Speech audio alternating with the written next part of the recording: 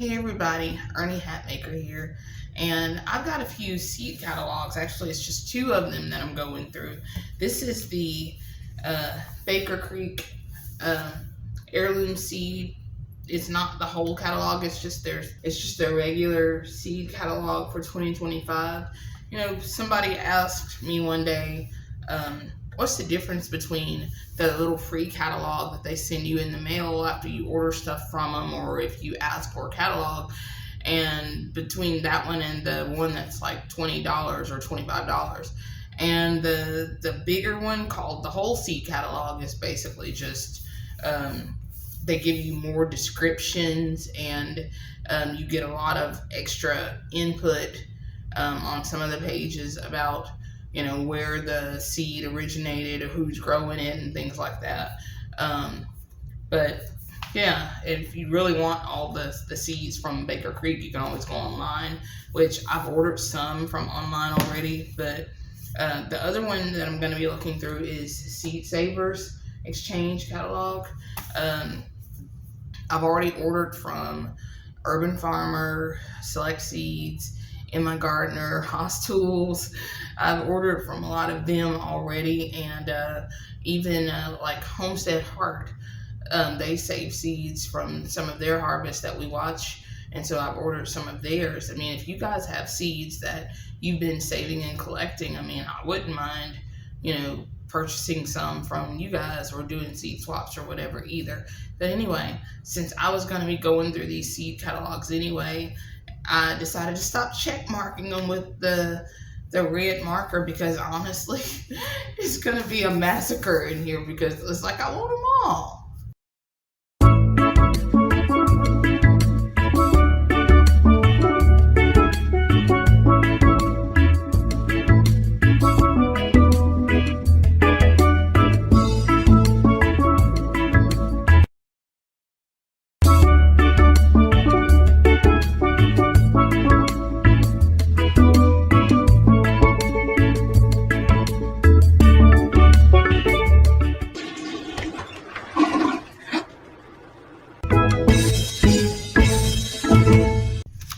And I mean, look, they've got even mugs and t-shirts and stuff like that. I'm not really interested in that. I'm not interested in their 50 years of Seed Savers Exchange, although, you know, I'm grateful for all the heirloom seeds that have come out of it. So I'm just gonna flip. Look at that. See all the red marks? Y'all see all these red marks? So it actually starts right here where it says the collection, and this is 30 pages in. So I've dog-eared a few pages. You guys can see what I plan on ordering. I don't know when I'm going to actually plant this, because I'm overhauling the garden this year. But look at that. This is called Zucchetta Rampicante Squash. It looks like a I don't know, a bugle mixed with a zucchini. I want some of those Willie's Garden tomatoes. Look. See those? They look similar to yellow pears, but I think they're bigger. And flip with me back here. I want to show you, I've ordered almost everybody's seeds that have the Georgia Southern Creole collards. I've ordered everybody's version of these. I just really, I don't know, I want to try everybody's. Some might be stronger than others. They might be more dense than others. And so I want to see who's got the best. Look at that. Cultivating a collard curriculum. There's like this whole thing about breeding collard greens. And this Carolina broadleaf is a southern mustard green. This says it's new for 2025, and I'm honestly looking forward to trying this. It's $4.25 for 250 seeds. Now, past here, I have not earmarked anything, because I've decided I'm just going in.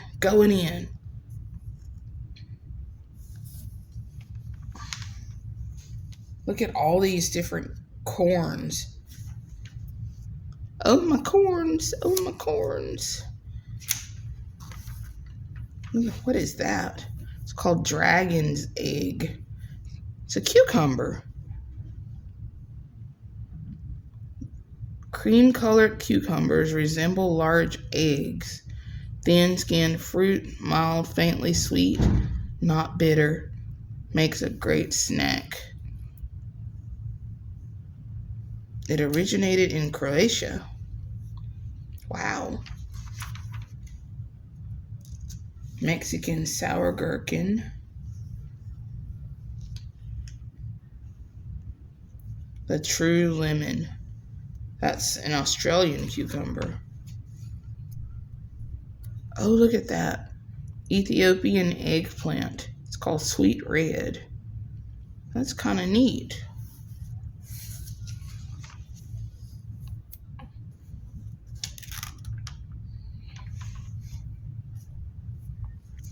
See these lettuces? I'm not really interested in any lettuce.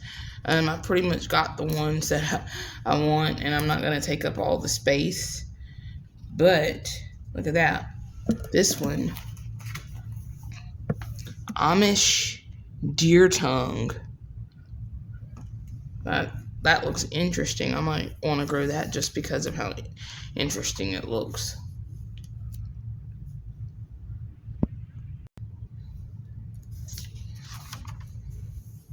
These are cantaloupe. I don't grow cantaloupe. My dad grows cantaloupe, so I don't feel the need to. He grows a lot of them, and he's been kind of collecting his own seeds. Look at these onions and shallots. I am an onion fan. I like to just pull an onion right out of the dirt, shake it off, wipe it off, peel that first skin back and eat it. Now, sometimes I'm not, gonna lie, I'll bring some salt and pepper out to the garden. Look at these peas.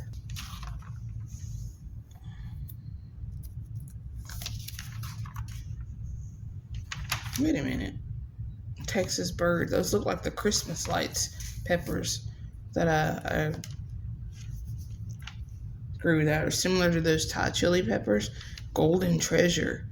This looks like a sweet pepper. It is. It's a sweet pepper.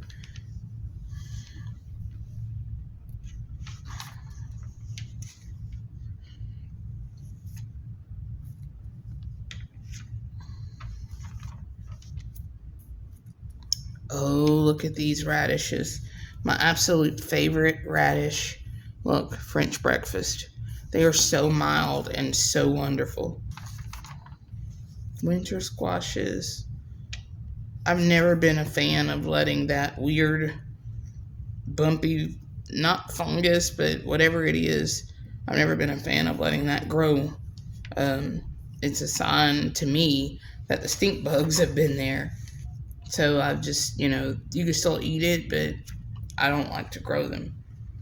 It looks like they're supposed to look like that.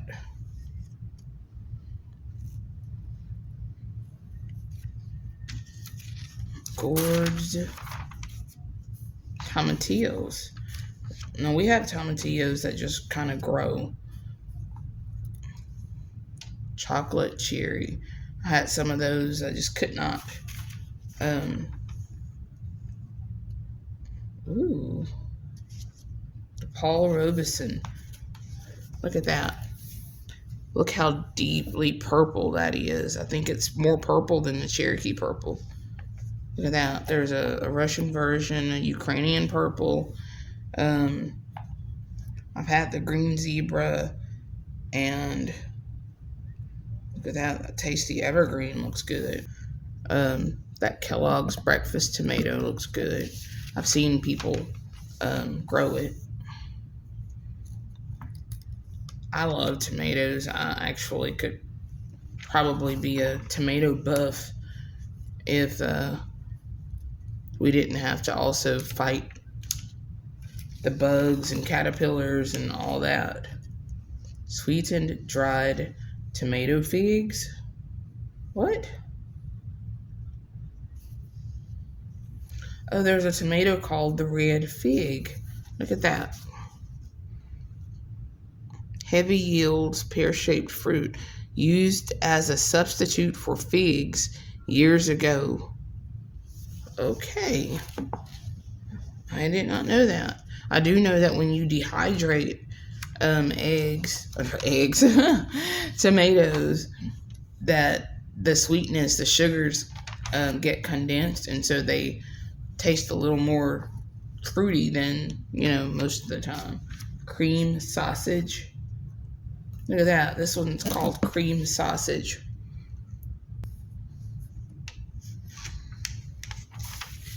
These are watermelons. I'm not really interested in that. We have our own version of a yellow watermelon around in my family group, but only a few of us like it. Look at all this basil. I am going to concentrate more intentionally on herbs this year. I tried last year and it kind of got away from me because I was constantly doing other things. Look at all these different parsleys. Lemon balm. I've got to get some more of that. I didn't collect any of my lemon balm seeds. I'm so ashamed. St. John's wort. Thyme. And here are the flowers. The flowers I really want this year are more nasturtium, which to me are medicinal.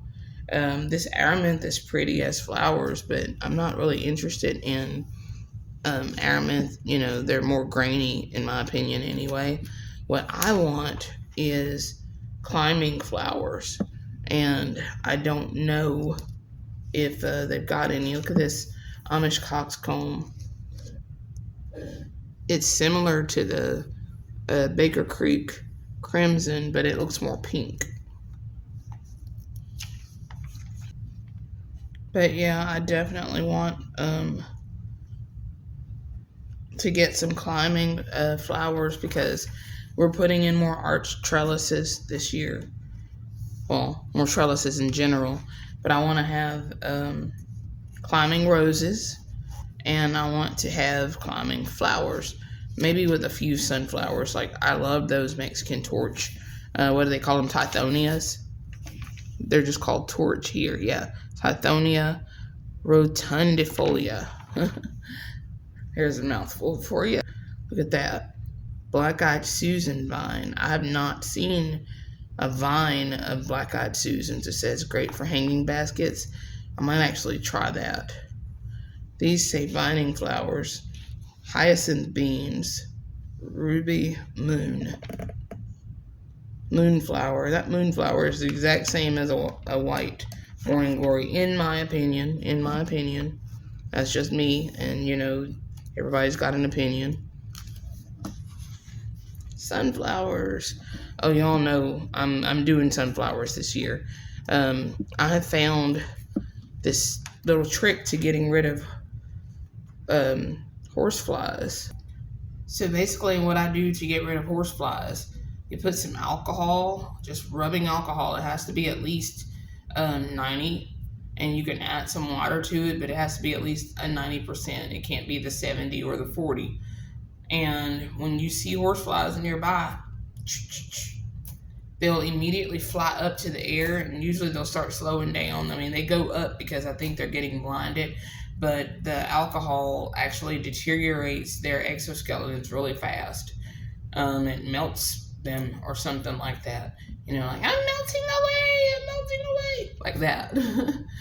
And well, it's a sad death for them. I'm not getting bitten and slashed all up by horseflies anymore. We have like 2 that have still like kind of hung around since, we started shooting them with alcohol. Like in a squirt bottle. Just pour some alcohol and some water in a squirt bottle. If you want, you could put detergent in it, but I mean, it works even just pure alcohol. I just spread the alcohol a little bit with water. But yeah, it works. It works really well. We have gotten our horsefly population, the breeding population was horrible the last 3 years in a row. And you couldn't even count past 100. There was just a ton of horseflies everywhere, all over the property. So now we only have to deal with 2 this year. Hopefully they haven't laid any eggs, but if they have, or if there's some that are coming out of the creek, guess what? We got something for them. All right, so that, other than like the tools and gifts like the seed saving equipment and stuff, that's it for the Seed Savers catalog. We go to Baker Creek, which I have not begun marking anything in here. I've been online at Baker's Creek already. I would absolutely love to just get in here and say that I'm gonna order everything I see, but that's not the case. I can tell you now, because we're focusing on herbs, that I'm getting some more anise hyssop, and then there's regular hyssop that I'm gonna get. So most of this stuff, no matter how pretty it is, I don't want to waste the time. I'll say waste, but I don't want to spend the time on it like I would have in the past, where you feel like you got plenty of time, because you don't always. Asparagus, if I ever do asparagus, I'm gonna have to make a bed specifically for it, because asparagus, is kind of like a perennial. These are some beautiful asters. I like those pink ones. For my cut flower garden, I might actually do asters, but I want to be intentional also about the colors in the garden this year. When I grow lettuce leaf basil, I don't know, I don't end up using a lot of it, so I'm not sure it's worth it to me, because it ends up bolting pretty fast out in our heat. So I'm not sure I'm interested in the lettuce leaf, because by the time it gets this big, it's also getting really hot outside. Always love the dragon tongue beans, but this year I also want to try, look at those 1,500-year-old cave bean, and I thought there was one somewhere that was like inside a camel or something. I can't remember. It was like I thought they were called camel beans or something. I don't know where I saw it. It may not have even been in Baker Creek. Always gonna get these Chinese noodle beans and the Taiwan yard longs. They get about as long as some of the asparagus beans from Fairy Moors, but some of them can grow over 3 feet long, and that's as pods before the bean starts to develop. I've never had the dried beans. I've never eaten them. I always save them for planting. I don't grow beets anymore because another one of our family members grows beets, and he grows them by the 100, so there's always plenty of beets for us. Purple Lady Bok Choy. That's pretty, but I'm not interested in that one. I've got some borage seeds that I haven't even planted yet. Butterfly pea, those are pretty. Now see that Hilton Chinese cabbage, that tastes great. It's such a really nice mild flavor, and I've never tasted it bitter. Ooh, Sapporo Giant. I like the sound of giant cabbage, but I think by the time it gets that big, look, giant 20-pound heads. By the time it gets that big, it's probably also going to have cabbage worms. Ooh, look at that. Yellow Queen Coxcomb. I think I'll try that this year. Did you see my Crimson Tornado? Did I miss it? That's the Tornado Red. That's nice. It's a mammoth variety. So I'm coming back to that one for sure. I loved planting the coxcomb. We call them rooster comb, but yeah. Look at that pretty blue popcorn.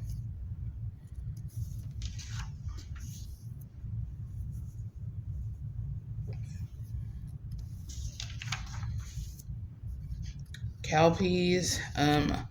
We grow our own version of red rippers that we've been doing for about 25 years. So Well, I haven't been growing it for 25 years, but it's been in our family for 25 years.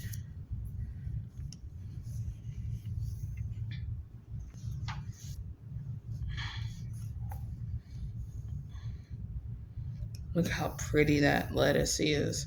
I won't grow it though because I can't tell at a glance if it's got bugs on it. And some days I'm not going to just be out there walking around and feeling my lettuce for aphids. I'm literally going to have to take a glance and move on. Moringa for us has to be an annual, so it never actually gets big enough or old enough to give us the medicinal qualities that moringa is supposed to have. Look at this mullein. I've never seen more than just a common mullein. Look at that antique rose color. Wow. I have grown sugar rush peach. I've grown Buena Mulata. I've not grown a sweet bonnet before. The ones I grew came from McGee Homestead, and they were the Scotch bonnet, and they were yellow.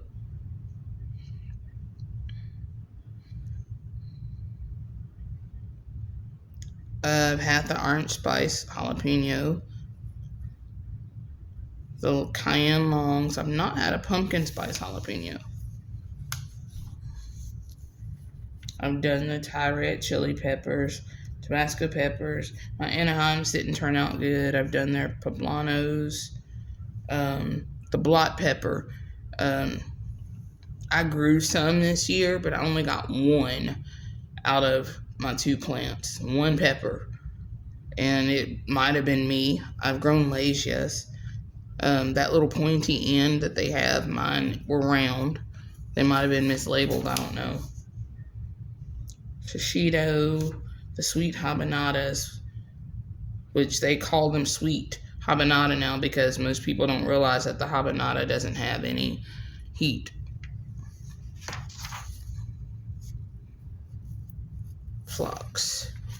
I'm also trying to make sure that the plants I grow can be edible to livestock because we're going to be adding our personal livestock very soon to our homestead. It's been a couple of years coming, but we finally now have the time to sit down and do this.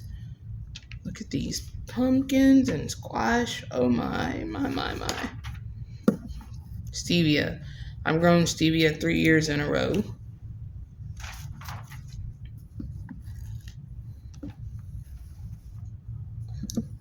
Straw flower. Those alpine strawberries. They grow in winter and in summer. I've had the teddy bears, the mammoth gray stripe, sunflowers, the Mongolian giants.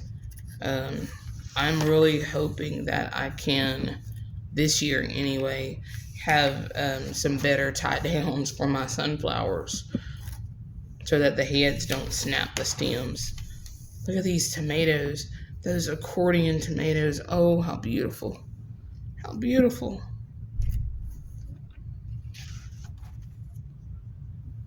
Those mushroom baskets are pretty. You see them? Mushroom basket. But you guys know that, I'm probably going to buy a ton of these varieties of tomatoes and then never plant them. I'm bad like that. I just want them just in case I want to plant them. Alright, I can tell you now that I'm probably done, even though there's a few more pages of things. I get my zinnias from somewhere else. The only one I think I've ever gotten from here in Baker Creek was the Queen Lime. And that's because the Queen Limes I have bought from other places, they don't look as full as the one from Baker Creek. So I'm so glad that you guys were able to join me today. Just flipping through the catalogs and, kind of seeing what's in my head. Well, you know what? If you're trying to look into my head, you might get lost. It's been a wild ride up here. But I'm going to be showing my seed hauls soon so that you guys can see my new seed purchases. And you might see some of my old ones. I've got some seed swaps that are coming back in to me now. So we'll be showing quite a bit of, you know, what I plan on planting this year. And if you've already heard me say I'm overhauling the garden the way it looks now, some of the features are going to stay the same, but I'm actually trying to make it a little bit more long lasting. Instead of some of my little experiments of seeing where I can put things and how things can grow over here, because I'm still trying to work with the land as it is and the way that the land is shaped and where the road goes and where the shades fall and stuff like that. So thanks for joining me, and I hope to see you again soon. Bye.